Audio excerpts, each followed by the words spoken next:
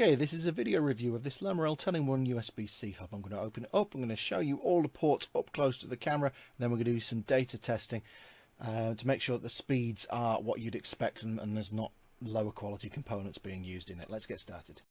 Okay, first things first, it's an entirely plastic construction. This is usually done to save costs, but it doesn't necessarily mean they've saved costs on internal components here.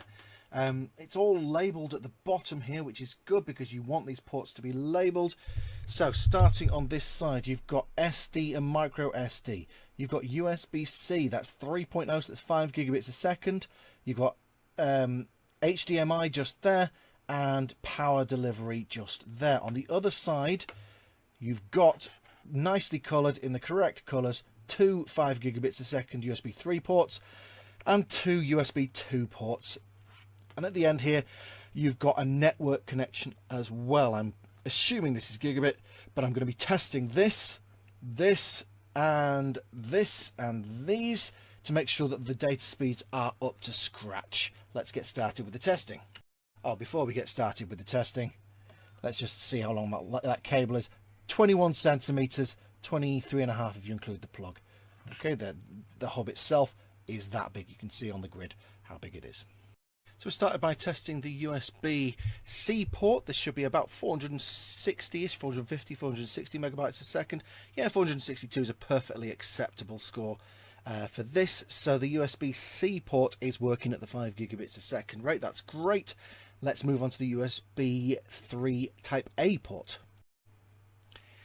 So we're now checking the USB Type A port. Again, it's USB 3 speed, so 5 gigabits a second is what we expect. So similar speeds to what we just saw. And yep, very similar speeds to what we just saw. Incidentally, I'm testing both of these ports using 10 gigabits a second SSD, so there's no bottlenecks. And it's coming through at the 5 gigabits a second speed. That's no problem. Let's check the SD card speed now. Okay, so we're now testing the micro SD card read speed. If it's a really good card reader, you'd expect in the 90s, a mediocre 130s, and a pretty poor one in the 20s. So it's not a great SD card reader. They've cheaped out a little bit on the SD card reader, and it'll work. It'll transfer photos, no problem, but you aren't going to get very good speeds for transferring it. So if you're planning on getting this for the SD card slot, yeah, it's a slow one. Just for the sake of completeness, I'm testing the USB 2 sockets, but these ports aren't really designed for data transfer, so you're going to get low speeds on these. They're designed for you to plug your mouse, your keyboard, your printer, that kind of thing in. So these speeds of around about 40 megabytes a second, absolutely in keeping with USB 2 ports. No problem with this speed. They're not designed for data transfer. Don't plug your hard drives into these, plug them into the blue ones. Finally, we're testing the Ethernet speeds. I'm using a simple down tester here, transferring a gigabyte file 5 times across my network using this connection. And it would normally be on a gigabit connection somewhere in the region of 400 megabits a second. So this speed here is just over half of what I would normally expect. So it's not the fastest network port either, if you're planning on getting this for network.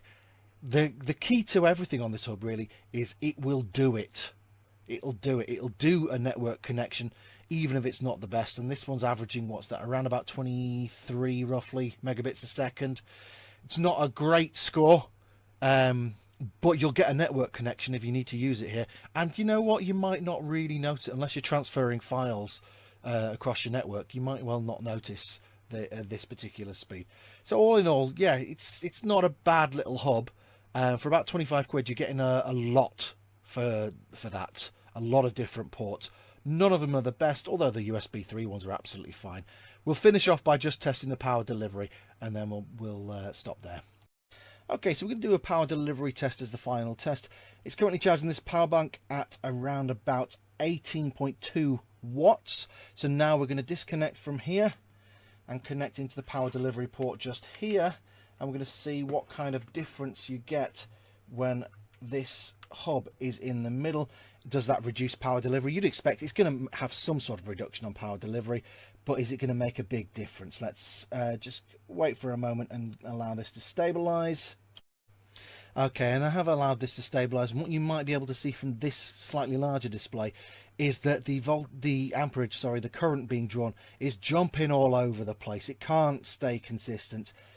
It's drawing around about 8.7 watts on average here, 8.8 watts maybe, which is a long way down from what it should be. So power delivery, not a strong feature of this. Again, it will provide power, but it is really jumping around all over the place. It's not going to be a stable amount of power that is delivered to your device there.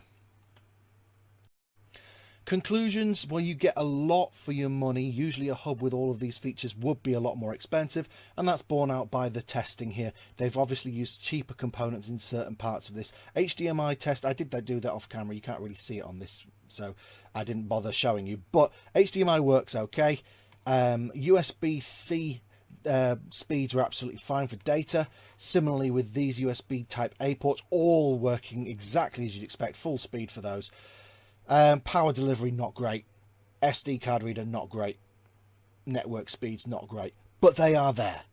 To get a hub with all of those things on them would normally cost you in around, I would say probably around the £40–45 range. So it's cheaper, and the performance in some of the ports is lower. If you can live with that, it might suit you.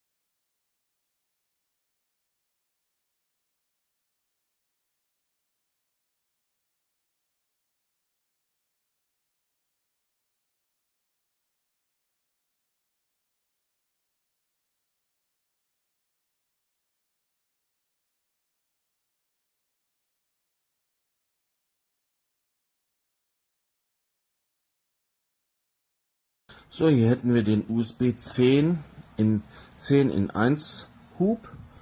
Kam gestern an per Post und jetzt hier vorliegend. Der USB-C Hub hat hier nochmal eine Glassichtfolie zum Schutz.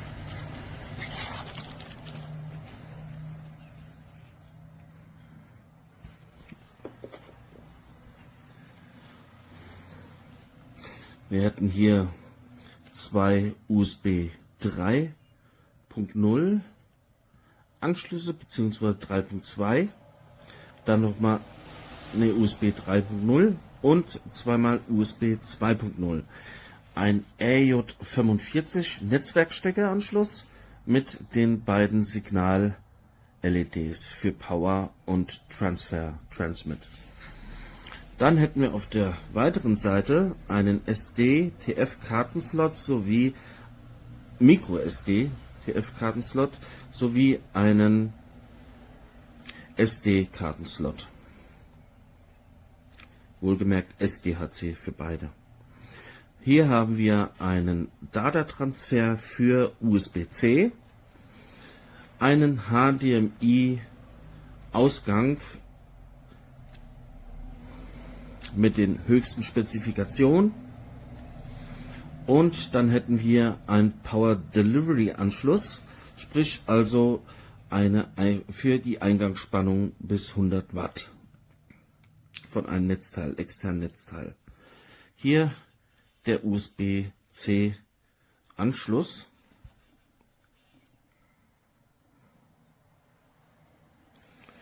Um diesen am Rechner zu connecten.